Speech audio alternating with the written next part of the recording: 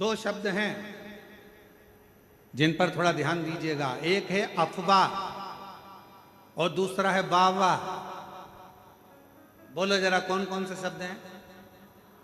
आवाज नहीं आई, जरा दमदारी से बोलो। अफवाह और वाह वाह, ये दो शब्द हैं, दो शब्द। एक शब्द है अफवाह, गलत बोल देना, गलत सुना देना, किसी के लिए गलत बता देना, अफवाह उड़ा देना। अरे इतना भीड़ हो रहा है, इतना भीड़ हो रहा है, ऐसा हो रहा है, वो हमारे पास में रहती है, वो ऐसा है, वो हमारे पास में रहता है, वो ऐसा है, वो ऐसा है, उसका लड़का ऐसा, उसकी लड़की ऐसी, उसका परिवार ऐसा, उसका कुटुंब ऐसा। अफवाह उड़ाने में कलयुग में सब माहिर हैं। अफवाह उड़ाने में कलयुग में सब माहिर हैं, इसलिए थोड़ा सावधानी रखना। शिव महापुराण की कथा कहती है किसी अफवाह में मत जाना। क्यों? क्या कारण? तो कहा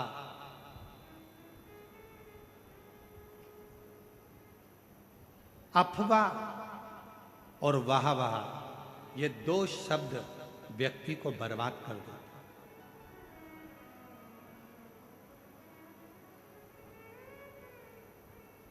अफवाह व्यक्ति के जीवन को बर्बाद कर देती है और वाह वाह अपने भीतर अहंकार को रखकर, अभिमत्ता को रखकर बर्बाद कर देती है।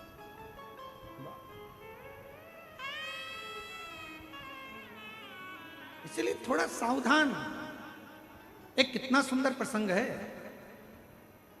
एक गांव में एक बुजुर्ग व्यक्ति रहता था, बड़ा बड़ा प्रतिष्ठित था, बड़ा प्रतिष्ठित।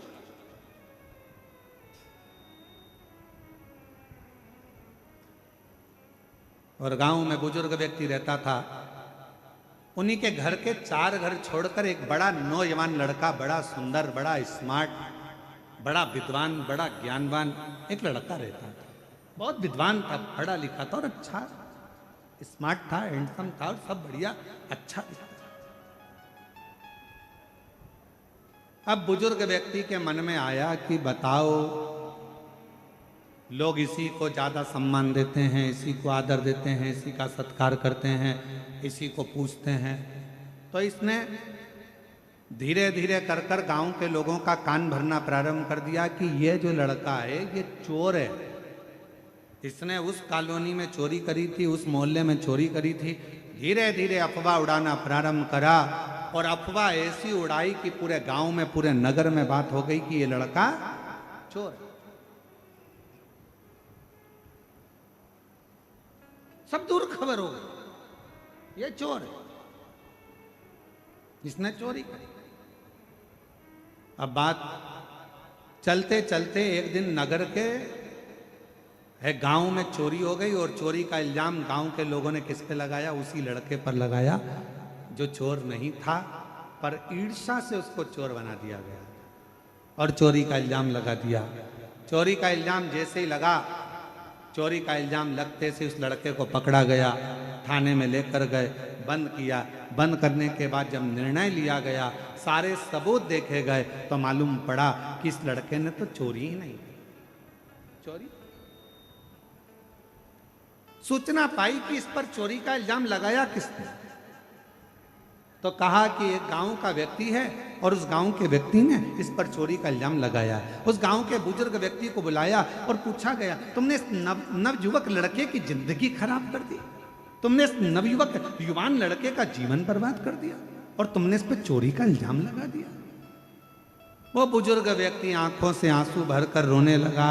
मैंने तो हंसी हंसी में टिप्पणी करी थी छोटी सी, मैंने तो हंसी हंसी में बस ऐसे ही बोल दिया था, मैंने तो हंसी हंसी में बस ऐसे ही नाम ले दिया था। इतने में सरपंच को गुस्सा आ गया और सरपंच ने कहा इसका निर्णय कल लिया जाएगा। एक काम करना, तुमने हंसी हंसी में जो काम किया है, जो तुमने बोला है, इस लड़के के लिए, जो तुमने इस लड़के के लिए बोला है, एक कागज में लिखो, उस कागज को फाड़ो, फेंक दो और कल आते आते उस कागज के टुकड़ों को वापस लेकर आना।